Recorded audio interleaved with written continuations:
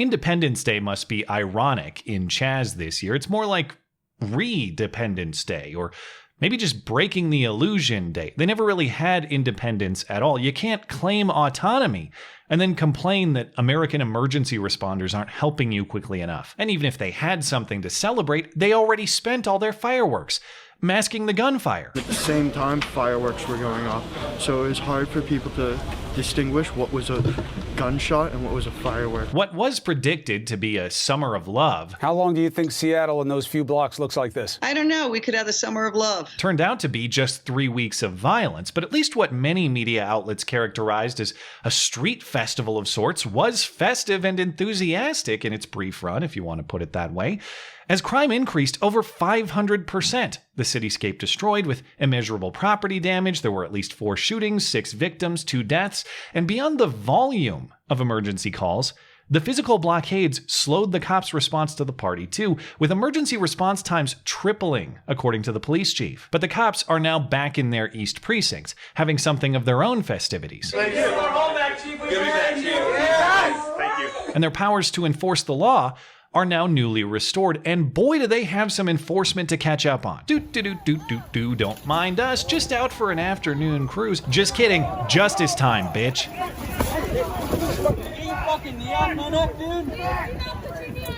Now calm down, he's white. That's not news. So how did we get here? How did we get from free reign for criminals to free reign for cops? How did we get from no arrests for anything to dozens of arrests by police in tactical outfits and armored vehicles? Well, it's very simple, of course. The love and festivities of CHAZ migrated to the mayor's backyard. Last weekend, Seattle City Council member Kshama Sawant joined a group of protesters who marched from CHAZ to Mayor Jenny Durkan's home.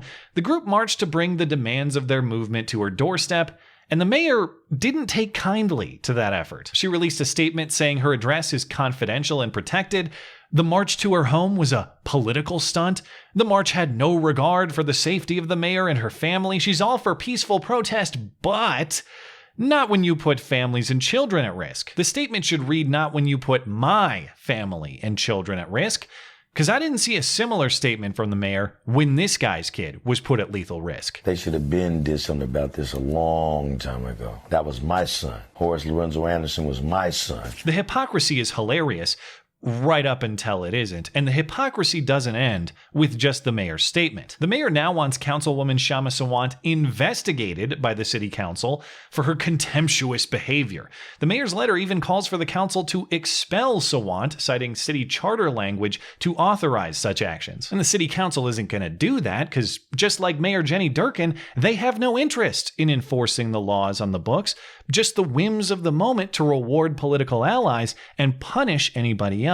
But the hypocrisy of Durkan's requests is so thick, it's tough to take as serious. She rips on Councilwoman Sawant for surrendering the East Precinct police station. In a letter to Council President Lorena Gonzalez, the mayor calls out Sawant for encouraging an illegal occupation of the Seattle Police Precinct on Capitol Hill. Except the mayor has the unilateral authority to reclaim that city property anytime she likes, and she didn't for weeks. Indeed, it was her executive action that finally put an end to the entire show. Now, maybe Sawant is still at fault for initiating that illegal action, but if it was illegal, why, Miss Mayor, did you celebrate that illegality with Chris Cuomo? Why did you allow that illegality to remain for weeks?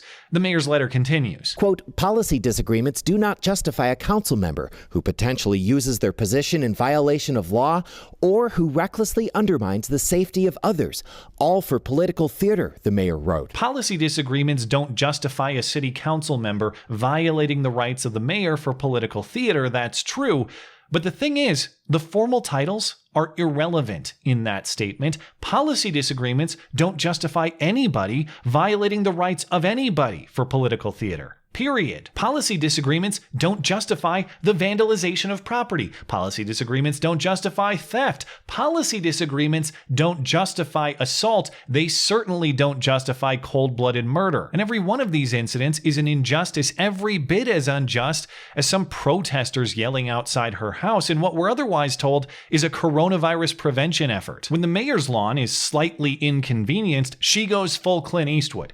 which I'd otherwise support were it not for the fact that your lawn can be lit on fire, or your home, or your neighborhood, or your very family itself damaged or destroyed, and the mayor has nothing but a smirk of approval for the summer of love. That's just the cost of making sure that Black Lives matter enough for the mob's appeasement. All this from the sort of progressive who claims that looking out for the vulnerable and the downtrodden is her life's moral calling. But that distinction is irrelevant. There are no rich rights or poor rights. There are no black rights or white rights. There are no mayor's rights or citizens' rights. There are only rights. And anytime a politician starts playing favorites with rights for some people but not others, pay attention. That's not a person in the business of government for the purpose of government, the security and defense of those rights for everybody, whether you live in the mayor's mansion or one of the cardboard box favelas in the rest of the city. That distinction doesn't matter, and soon enough, the mob will erase that distinction entirely anyway. We won't be comparing mansions to shanties anymore.